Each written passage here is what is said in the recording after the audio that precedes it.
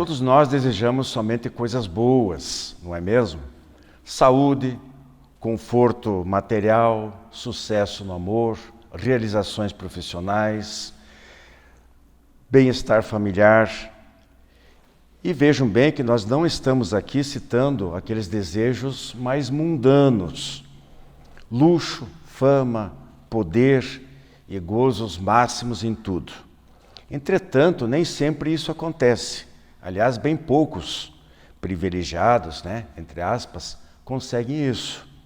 Fiquemos com um exemplo, a saúde. Por que ao longo da vida, em algum momento, praticamente todos nós temos que nos defrontar com esse tipo de problema, problemas nessa área? Porque o corpo físico é uma espécie de máquina, dizem alguns, que como qualquer outra pode sofrer avarias, seja por má conservação, seja por um choque ou uma agressão externa, ou simplesmente pelo esgotamento da sua vida útil. É uma maneira interessante de encarar o assunto. Mas ocorre que, apesar da perfeição orgânica que nos reveste, fruto da nossa evolução e da sabedoria divina, nós pensamos, nós temos pensamentos, temos emoções, e as máquinas não. Por mais que os cientistas e a tecnologia de hoje tentem isso, incluindo a chamada IA, ou a inteligência artificial. Bem, nós colocamos tudo isso apenas para chamar a atenção dos nossos telespectadores para o que nós traremos hoje aqui no programa, referente aos estados de saúde e doença. No quadro Espiritismo Responde, a questão proposta é a respeito de, no Espiritismo, se afirmar muitas vezes, que antes de reencarnar, o espírito pode solicitar doenças. Então surge a dúvida se não seria mais lógico que esse espírito escolhesse uma saúde perfeita para trabalhar normalmente, para cuidar melhor da família, para ser mais útil à sociedade. Rose Heidmann responde.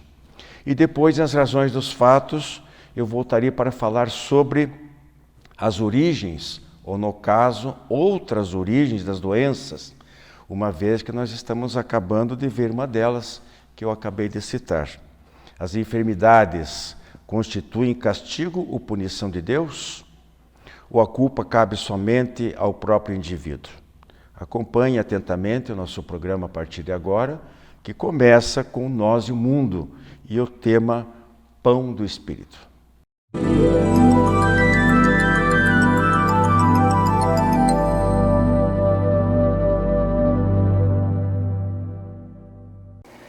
Olá, amigos. Hoje no quadro Nós e o Mundo, nós iremos ver a questão o Pão do Espírito.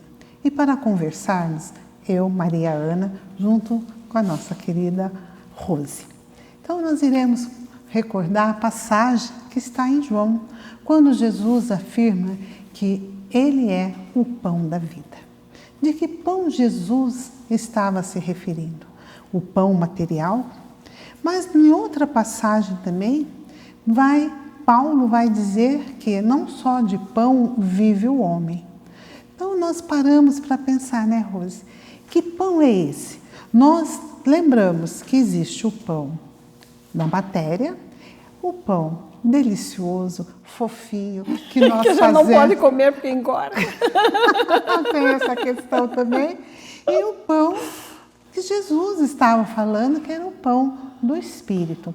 E nós vamos também encontrar no Evangelho segundo o Espiritismo, da obra de Allan Kardec, em que vai falar que nós devemos cuidar do corpo e do espírito, que nós devemos, se não comer o pão, a massa faz mal para nós, mas nós devemos cuidar sim do corpo, alimentar esse corpo e também devemos alimentar este espírito. Então, o pão do espírito. Rose, o que você traz para nós? Olha, dizem que em relação ao nosso pão fofinho, de glúten e tudo mais que a gente não pode, nós somos o que nós comemos. Isso também se aplica à nossa alma. Do que nos alimentamos espiritual, intelectualmente, Quais são as nossas ocupações e o nosso foco? O que é que nós fazemos quando acordamos? Quais são os pensamentos que nós alimentamos durante o dia? Quais são as afinidades que nos atraem? Quais são os livros que nós lemos, os filmes que nós vemos, as músicas que ouvimos? Tudo isso é pão da nossa alma, é alimento do nosso espírito. Aquilo que nos ocupa a mente, que nos ocupa o sentimento, aquilo a que dedicamos mais tempo em nossos devaneios ou em nossas ocupações mentais, é o nosso pão da alma. E muitas vezes nós descuramos dessa alimentação espiritual. Nos deixamos absorver pelos apelos do dia a dia, somos consumidos, né, por aquilo que traz a mídia, que vem no nosso WhatsApp, pelas mensagens que nos chegam, e deixamos de traçar um cronograma, um plano de alimentação da nossa alma, que é tão ou mais importante do que a alimentação do nosso corpo. Porque quando falamos de energias espirituais, nós estamos falando das causas que depois se manifestam até na nossa saúde física. Então, se é importante selecionarmos o alimento que não está deteriorado, que não é lixo, que foi convenientemente preparado, muito mais importante é selecionarmos as fontes que nos ocupam as energias mentais. Dedicarmos algum tempo, não é, a nós mesmos também, algum tempo de silêncio, de meditação, de leitura superior, de boa música, de boa conversa. Ninguém nos obriga a convivermos muito com pessoas tóxicas, a não ser que nós tenhamos que cuidar de alguém, né, por condição expiatória, e tenhamos que enfrentar aquele tipo de convivência. Podemos eleger os ambientes e as ocupações que nos atraem, não é mesmo? Com certeza, né? Devemos ser cuidadosos conosco, com o nosso espírito, né? Nós devemos prestar atenção. E nós passamos pela vida muitas vezes, né, distraídos. E nós procuramos distrações que não nos traz benefício nenhum. Pelo contrário, nos traz malefícios, traz lágrimas, traz desavenças, porque nós esquecemos do essencial, que é cuidar realmente do nosso espírito. Nós devemos buscar coisas que nos engrandeçam, coisas que nos tornam mais felizes, que nós possamos então todo dia, ao acordarmos, lembrarmos que é uma bênção que temos de estarmos vivos, de termos essa encarnação para aprendermos, para reajustar, que nós temos a bênção do corpo físico. Não exagerarmos também no cuidado, na vaidade, no orgulho, mas agradecer o nosso templo, que é o nosso corpo. Isso significa, até me parece, Ana, que nós temos que valorizar a vida. Nós temos frutas, temos ar, temos parques, e não cuidamos de nos distrairmos com coisas saudáveis também. Não é vivermos em retiro, em aparência lúgubre, afastados das alegrias normais do mundo. É valorizarmos a vida em família, a alegria das reuniões festivas de boa índole, né? Sem bebida, de preferência, sem o cigarro. É procurarmos viver o momento com plenitude. Deus nos deu um mundo lindo, nos deu possibilidades de alegria sadia que estão ao nosso alcance. E muitas vezes nós passamos, como você bem colocou, por elas sem sentirmos. Não temos o foco necessário no momento presente, podemos ter. Deus não nos criou para tristeza, nem para infelicidade. Ele nos criou para a alegria, para o amor, para a vivência de plenitude. E nós, nos assoberbando com questiúnculos menores, deixamos de aproveitar o momento atual com realmente alegria plena. Essa alegria apenas não pode ser presa a prazeres inferiores, ela tem que ser de uma maneira tal que nos traga a alegria da família, a alegria do sexo, a alegria da boa alimentação, a alegria da convivência sadia, de uma forma tal que não sejamos escravizados, mas que sejamos senhores da nossa vida e possamos exercitar todos esses dons com sabedoria, com um sentimento sentimento de gratidão a Deus pelo mundo lindo que nos deu, não negando os prazeres normais da existência, mas espiritualizando esses prazeres de maneira que eles se façam uma escada de ascensão em nossa busca de uma vida maior. Lembrando sempre que nós podemos, né? Tudo nós podemos, mas nem sempre nos é favorável. Então, selecionarmos, sermos mais seletivos, olhar com mais amor. Amor, não é? Quando falamos de pão do Espírito, nós temos que nos lembrar que o maior milagre de alimento para a nossa alma é o sentimento de amar.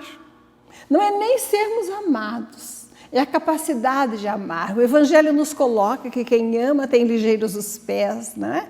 As preocupações não pesam tanto. Quando a gente está apaixonado, que é uma das formas passageiras, né, até, mas do amor superior, nós nem sentimos o peso de uma subida de morro, fazemos caminhadas sem sentirmos, sem reclamarmos de nada. Por quê? Porque estamos transportados para fora de nós mesmos. Quando nós somos capazes de amar e alguém que nos era indiferente até há pouco, passa a ser parte da nossa existência. Quando nos sentimos fortalecidos, porque somos capazes de nos dedicar inteiramente à felicidade de outrem, que é o amor verdadeiro, sem nem exigirmos muitas vezes reciprocidade, porque a mãe ama até o filho ingrato, né, e perdoa tudo. Nós estamos de alguma forma nos aproximando de Deus. O atalho que nos conduz a Deus, que nos alimenta a alma, não é só a prece, a oração, com que Deus permite nos aproximemos dele e adquiramos o pão do Espírito, a energia necessária à sustentação da nossa existência. Quando nós amamos, nós nos transformamos de alguma forma em partícipes do banquete divino, porque produzimos em nós a luz que nos aproxima das esferas superiores. Aquele que ama brilha, aquele que ama serve, não se sente cansado. Aquele que ama não é vítima, é autor da sua própria existência, do seu próprio destino e traça os seus passos sem cansar. Então, se conseguirmos cultivar em nós a capacidade de amar, se valorizarmos a presença e a convivência enquanto ela durar, enquanto for possível na existência terrena, daqueles que nós amamos, estaremos nos preparando para as grandes vivências espirituais. Estaremos antecipando o estágio da vida espiritual superior em que os espíritos se amam em pureza, em totalidade. O amor é o maior milagre da existência humana. É o alimento superior da alma e é a única coisa capaz de nos satisfazer a ânsia, a necessidade de completude que a criação divina colocou dentro de nós. Amando, então, nos aproximamos de Deus, alimentamos o nosso espírito em plenitude. Muita paz. Jornal Comunicação Espírita. Matéria de capa desta edição: a reencarnação sob diversos aspectos. Editorial: O Lado da Luz. Em Trocando em Miúdos. Educação, oração e mudanças. Aforismos que enriquecem a alma. E ainda uma abordagem especial sobre as doenças mentais à luz da doutrina espírita. Jornal Comunicação Espírita. Assine e recomende.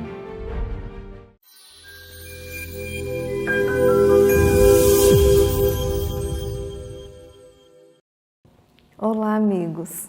No quadro Fonte Allan Kardec de hoje, nós vamos falar sobre um assunto que é um assunto bastante vigente nos dias de hoje, que seria cuidar do corpo e do espírito.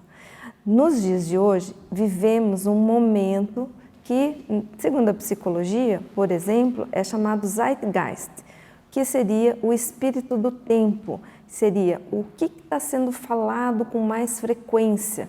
Por conta da internet e da facilidade que temos com esse meio, nós vemos muitas pessoas se debruçando excessivamente com o cuidado do corpo, seja por academia, exercício físico ou a prática. Não que isso seja ruim, isso é excelente para o corpo físico.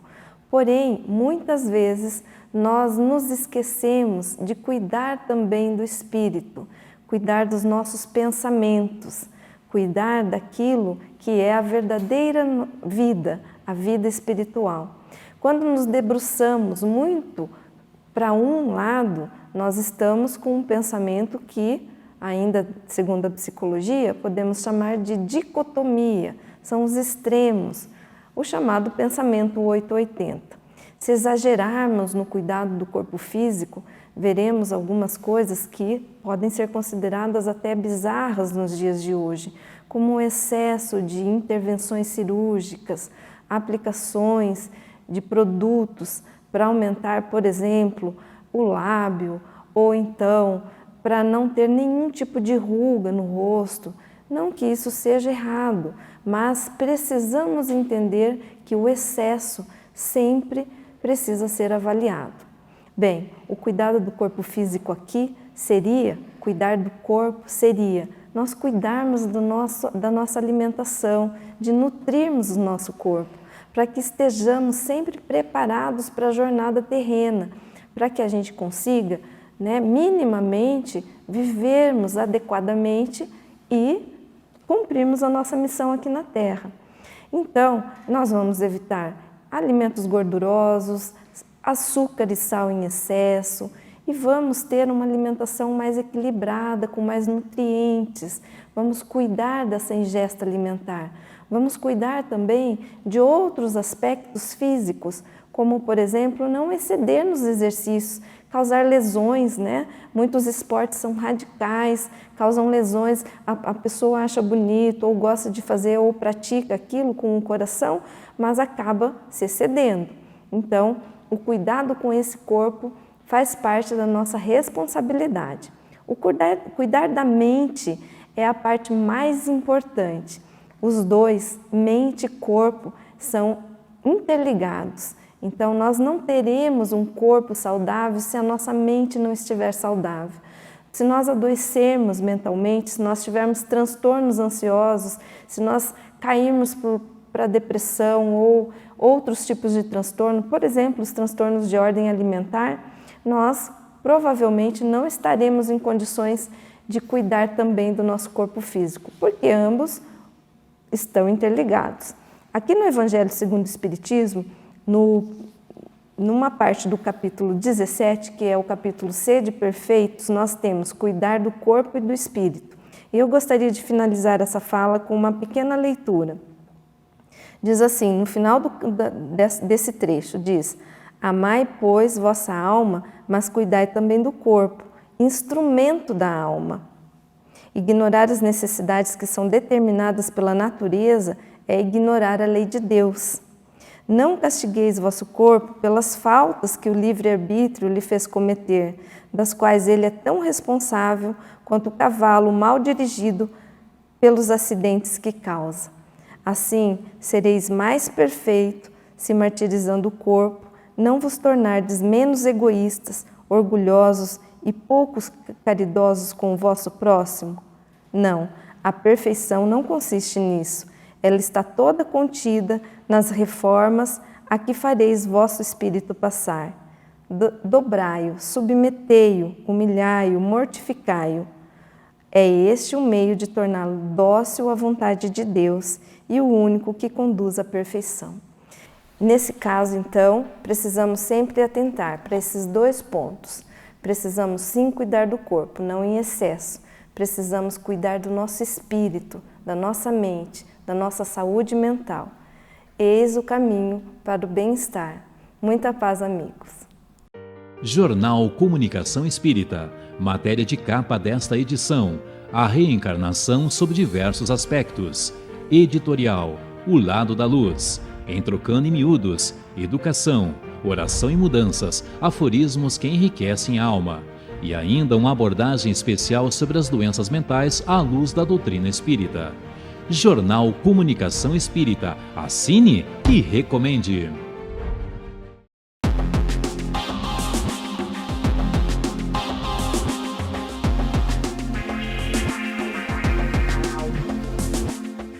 Olá, amigos. No quadro O Espiritismo Responde de hoje, nos enviaram a seguinte questão: Dizem que às vezes, ao reencarnarmos, nós escolhemos enfrentar, ter certas doenças durante aquela vida, durante aquela encarnação. Não seria mais lógico nós escolhermos a saúde para podermos trabalhar melhor? É uma excelente pergunta. Na verdade, na minha opinião pessoal, né, seria assim. Em tese, escolhermos a saúde para trabalharmos nos facilitaria trabalharmos melhor. O problema é que, muitas vezes, ao reencarnarmos, nós não nos dedicamos ao bem. Nós infringimos o direito alheio, nós cometemos abusos contra nós mesmos. E, com isso, acarretamos consequências necessárias e em decorrência das nossas escolhas. Atraímos para nós, em função desses compromissos negativos, energias obscuras que se impregnam no nosso corpo perispiritual. Desencarnamos jungidos a esses compromissos que livremente escolhemos, que se fixaram em nós pelo tipo de atitude negativa que adotamos. E que fazemos então? Desencarnamos e gostaríamos de estar em ambientes de luz, de alegria, de felicidade, junto aos nossos entes queridos, que muitas vezes já estão num processo evolutivo mais adiantado. E não conseguimos. O plano espiritual, ele se regra por lei de afinidade, por densidade específica. Nós não conseguimos ficar convivendo com criaturas que estão superiores a nós permanentemente.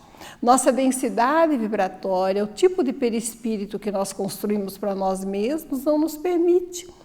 As nossas escolhas infelizes, gravadas em nós, impossibilitam que permaneçamos em esferas mais elevadas. Seria muito desejável que reencarnássemos para progredir apenas pelo trabalho. Mas, quando notamos que estamos com energias ruins acumuladas em nós, que levaríamos muitos séculos de progresso, de tentativa, de trabalho, de dedicação para conseguirmos determinada posição evolutiva, o que nós fazemos? Pedimos um programa acelerado de elevação, de reharmonização, de expiação, muitas vezes, em que nós possamos diluir aquelas energias ruins mais rapidamente. E como é que isso se faz? Pela dor, pelo sofrimento. Quando deixamos de lado o trabalho pacífico voluntariamente em encarnações pretéritas, automaticamente o trabalho mais rápido de reharmonização se dá pelo enfrentamento da doença, da limitação e da dor, que, num processo acelerado, nos leva a adquirirmos experiências, a mudarmos a nossa escala de valores, enquanto que o trabalho pacífico, que seria desejável, demoraria séculos para conseguir, para fazer as mesmas realizações.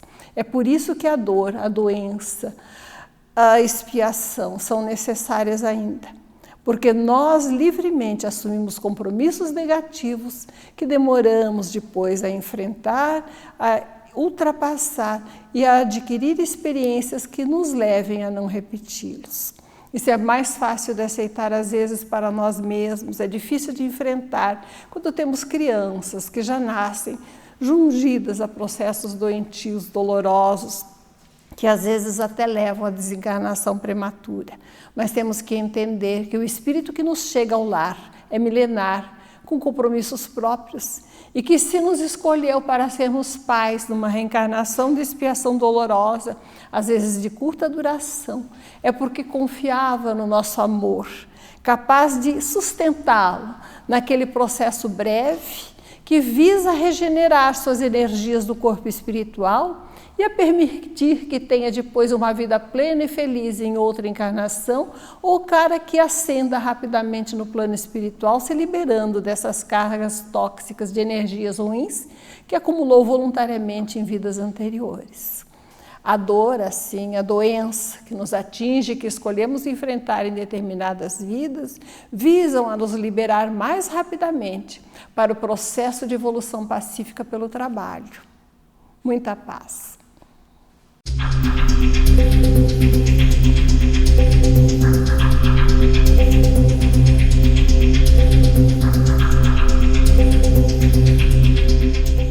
No programa do dia 23 de setembro, eu trouxe aqui, vocês devem estar lembrados, um apanhado das respostas que o médico Ricardo de Bernardi, de Santa Catarina, deu ao final de uma de suas palestras, cujo tema foi As Doenças Mentais à Luz do Espiritismo. Como vocês podem ver, a matéria completa está publicada na edição do bimestre setembro e outubro do nosso jornal Comunicação Espírita. E começa aqui com a chamada, né? Enfermidades físicas ou mentais sempre têm origem espiritual. E depois, aqui nas páginas 6 e 7, esse apanhado é a matéria completa no caso. O assunto é tão relevante que eu resolvi retomá-lo para detalhar melhor a questão do porquê, as causas espirituais envolvidas neste tipo de problema. Então, antes nós vamos recordar aqui o que o de Bernardi diz em 2 momentos. Perguntado sobre as finalidades e objetivos espirituais das deficiências físicas e mentais, se seriam débitos de vidas passadas, resgates, o Dr. de Bernardi responde: as finalidades são sempre gerar benefícios ou oportunidades de crescimento para o espírito. São consequências do automatismo da lei universal. Aqui ele está se referindo naturalmente à lei de causa e efeito ou de ação e reação. E completa ele: nunca são punições ou castigos. Mais à frente, instado a falar sobre a síndrome de Down, ele reforça: são espíritos que estão por amor, tendo uma oportunidade de drenarem algumas deficiências perispirituais para o corpo físico. E repete, nós nunca devemos pensar em castigo ou punição. O fato que deve ficar bem claro para todos nós é que quaisquer que sejam as causas ou origens, né, sejam expiatórias, sejam provacionais, elas não caracterizam castigo ou punição divina. Deus não castiga. Deus não deseja o sofrimento de suas criaturas. Deus deseja a nossa felicidade.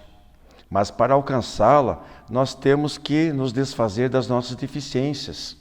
Nós temos que passar pelas fases de aprendizado, as fases de evolução. E este processo passa pela experimentação individual, pela liberdade de escolhas, por tentativas de erros e acertos e, naturalmente, pelo exercício do nosso livre-arbítrio. E aí que entra, então, a lei de causa e efeito, né, segundo a qual Jesus já prescrevia a cada um segundo suas obras.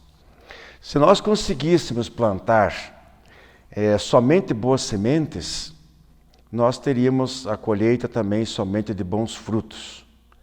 Mas como todos, ao longo dos milênios, nós erramos muito e ainda continuamos a errar, nós somos obrigados também a aceitar os frutos ruins de má qualidade. Não só as doenças, mas todos os tipos de dores, de sofrimentos, estão contemplados nesta mesma lógica, nesta mesma lei.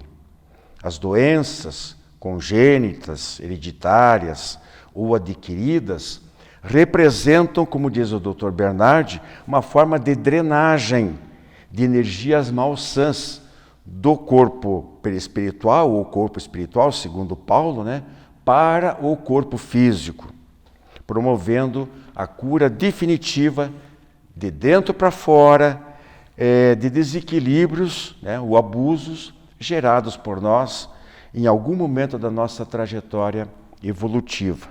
Mas nunca, repetimos, é um castigo ou punição por mero castigo, por mero capricho divino.